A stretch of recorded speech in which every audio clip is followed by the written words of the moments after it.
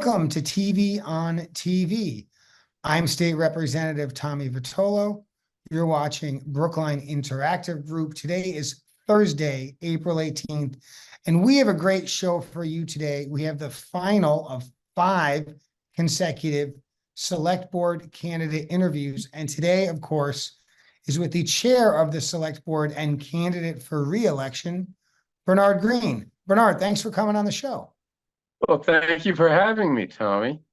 Well, it's a pleasure. You've been on the show before. You know what we do around here, and we're going to do it again. So, Bernard, running for select board, you've been at it a while, but before we get into the race, why don't you tell us what you've been up to the last, I don't know, your whole life? Okay. What I like to do is tell people a little bit about my background that they may not know. I grew up in a family that traveled around the country and around the world and lived in many places. And that gave me an opportunity to learn how to deal with different peoples from different backgrounds, from different races, different cultures. And that has served me well, especially in Brookline, where we have a community of very highly educated people who many times, know a lot and think they know it all. And I have, developed the confidence to be able to, work with people, no matter, what background they have come from. So I've lived in many places. I came to Brookline in 2002. And in 2006, I started my career in town government. I was elected to town meeting from Precinct 7.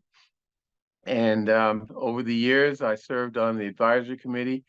I was chair of the audit committee for 7 years, which is a very important committee with respect to auditing our financials.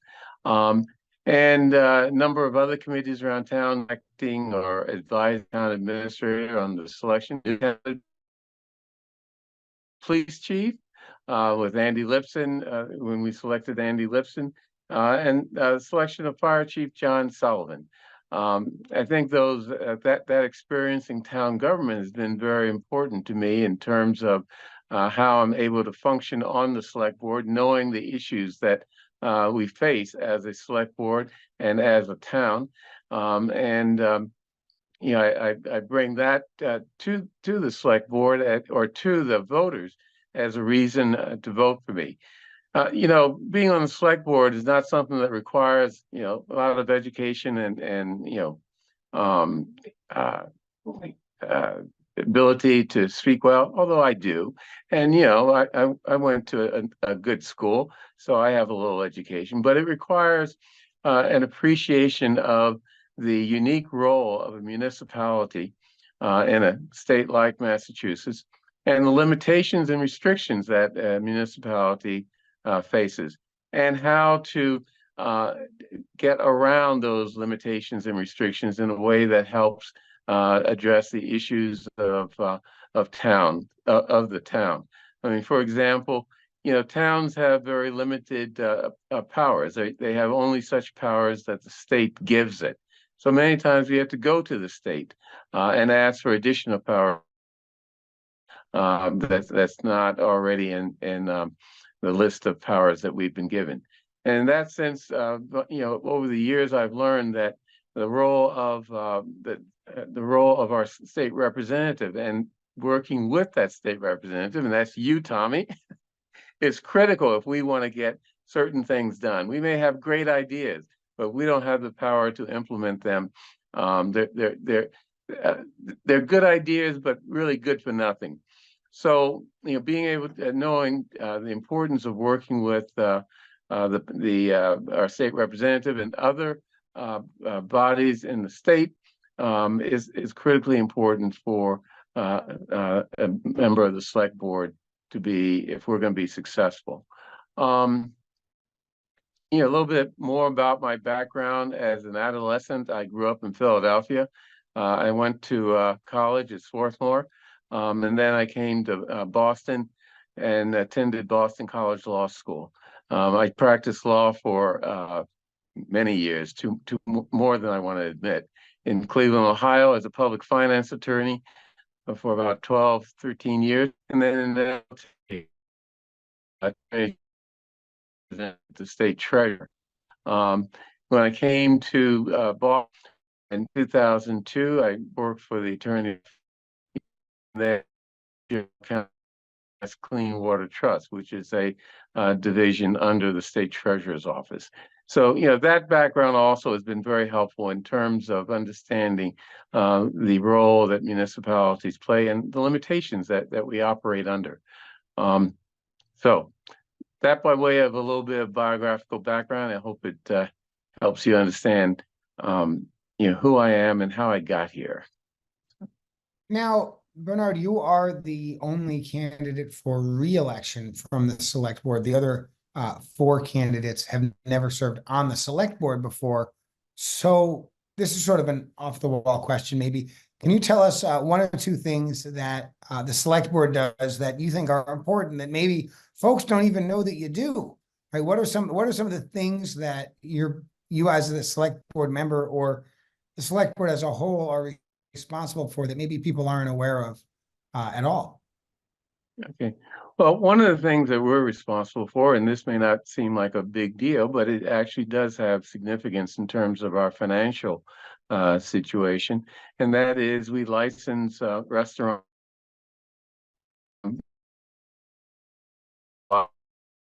One of the things that I did was to have those license hearings, and we're required to have take 1 hour as our regular state select board meeting. We set up a procedure whereby town staff during business hours can hold those hearings and bring to us recommendations for approval of licenses.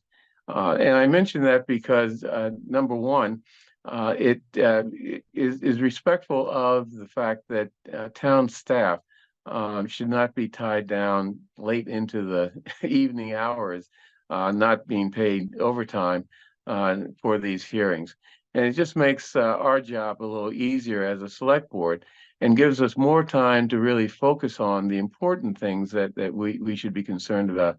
I mean, for example, our role in the budget process. For many years, the select board, not many years, but the select board has in the past had not as big a role in the process as in my opinion, it should. We after the budget process had gotten halfway down the road, we came up with our goals and objectives, which I'm not sure what we're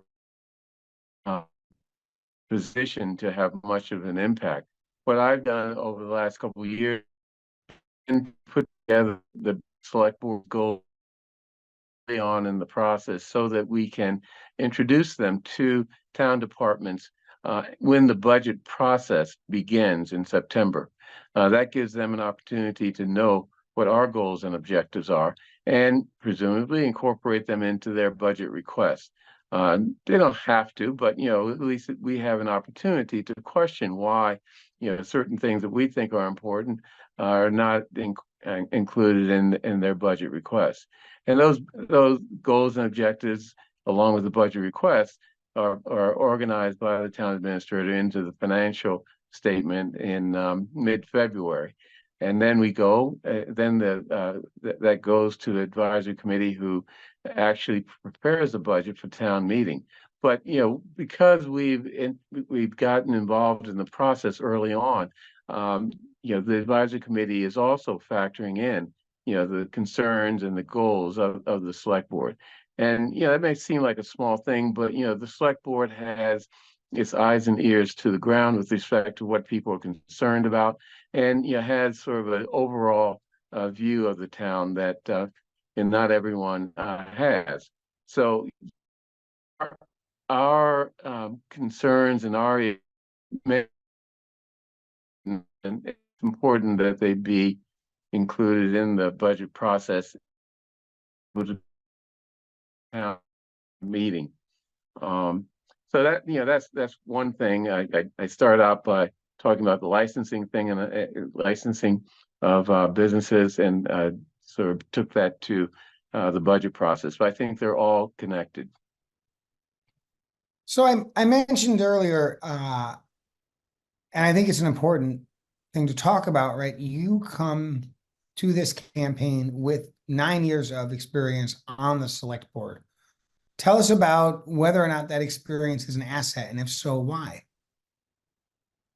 I think it is an asset, especially given that 3 of those years I was chair, and 2 of those years as chair were very, very difficult periods for the town. They included the COVID pandemic era when basically everything was shut down, and we had to figure out, and the select board played a key role in this, had to figure out how to maintain services and government operations when everyone was operating from their bedroom or their office or wherever, the closet in their house. That was very difficult. It also was a time when the needs of particularly vulnerable members of our community presented themselves in ways. And we had to figure out ways to address those needs. An appreciation of not only the town resources that we can use for social service type things, but also the broader community resources that can be tapped and are offered quite enthusiastically by the community to help those members of our community that are less fortunate. For example, we worked with using money from the government, worked with from the federal government, COVID-related funds like ARPA. We worked with the Brookline Community Foundation, the Brookline Center, and other civic organizations to provide assistance to individuals for everything from food insecurity to housing insecurity. We as a governmental agency here in the state of Massachusetts can't give money to people for rental assistance, for example, but we can provide funding to those agencies that do have the authority to do that. And it's perfectly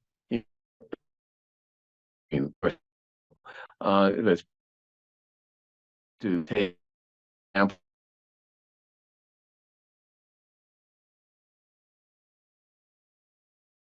and some of the nonprofit organizations in town who then can provide services to individuals that we can't provide services to. So that period of time, which also included the very difficult period of the George Floyd murder in Minneapolis, when even here in Brookline, there were calls to defund our police department, which I thought was totally inappropriate and unfair, and did not reflect the reality of what we have done in Brookline to make our police department a top flight and responsive police department. I mean, many people apparently seem to think that government, and the select board in this case, is impotent to turn a police department into a responsible, effective police department, but rather they think that because they're police, they're automatically going to be problematic. And I think that's where the defund the police effort or proposals came from. Sort of a feeling of impotence in terms of how how government can control it's very difficult. I fought to give type of respect to the policemen that was required, as well as ensure that our very good police department was improved, and we were able to address a number of issues, everything from banning chokeholds to buttressing the community type services that they provide, and their community policing model. So those experiences, because of how difficult they were, gave me the skill sets to deal with complex and difficult issues that are coming up in town, even during the best of times. I mean, for example, MBTA Communities Act process. That one's enduring a time of great difficulty, but it was a very complex problem that required a select board that was able, and leadership of the select board, because I became chair again in February of 2023. Leadership of the select board that could identify issues that needed to be addressed that weren't addressed in the state's legislation, that were relevant to every other community in Massachusetts, and maybe the MBTA Communities Act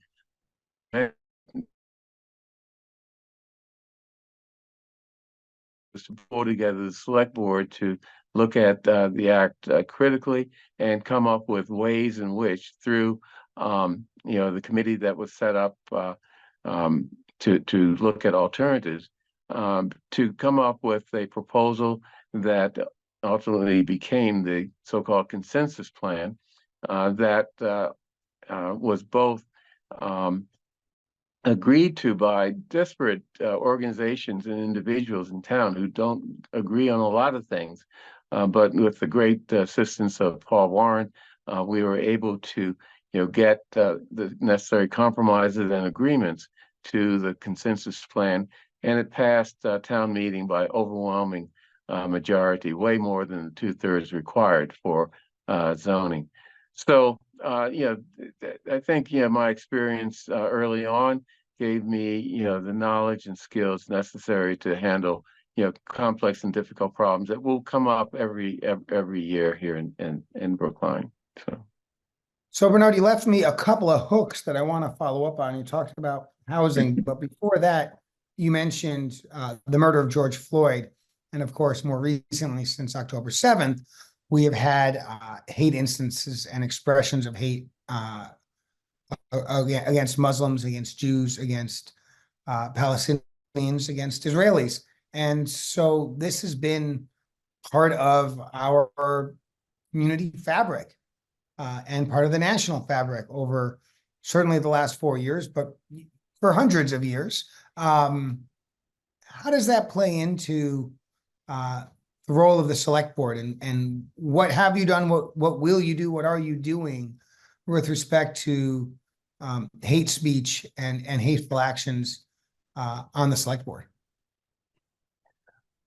Well, we do everything we can. And one thing that I do is I emphasize that hatred is indivisible. And that's not an original term of mine, but it's an important term, because someone who hates Jews, for example, are going to hate blacks. Someone who hates blacks are going to hate Muslims. And it goes around and around and around. So we have to recognize that and make sure that among the things that we do is bring the different groups that are subject to hateful acts and incidents together for common purposes. One of the things that the select board does is opportunity to express their concerns. Anyone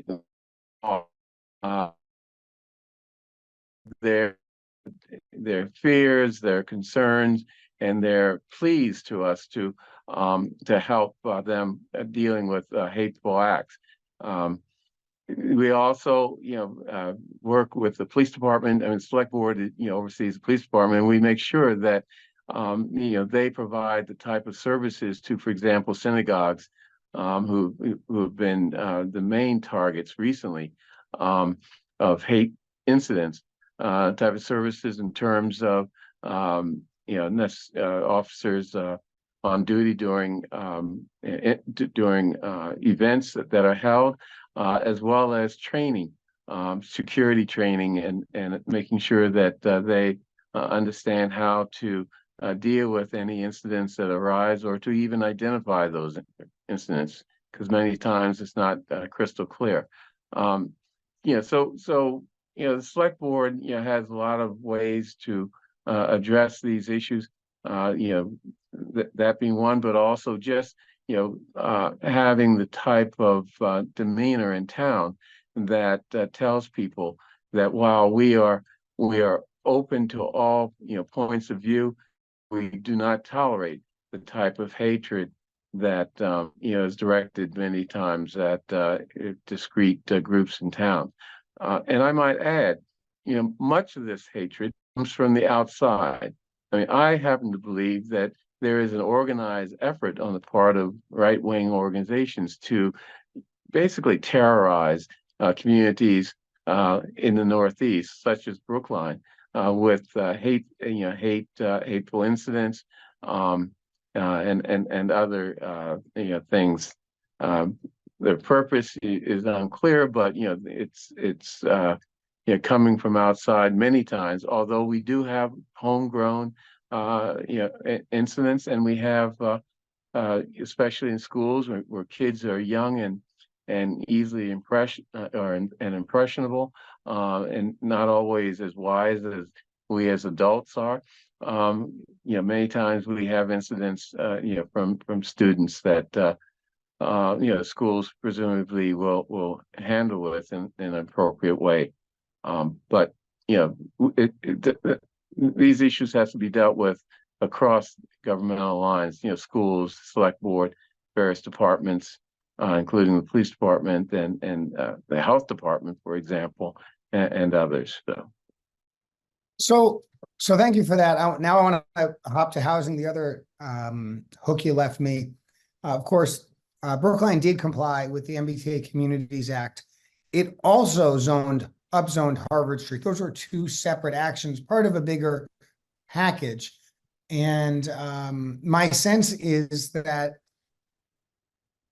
nobody is inclined to leave the zoning exactly the way it is today, that there's future work ahead with respect to zoning, housing production, commercial development, and so forth.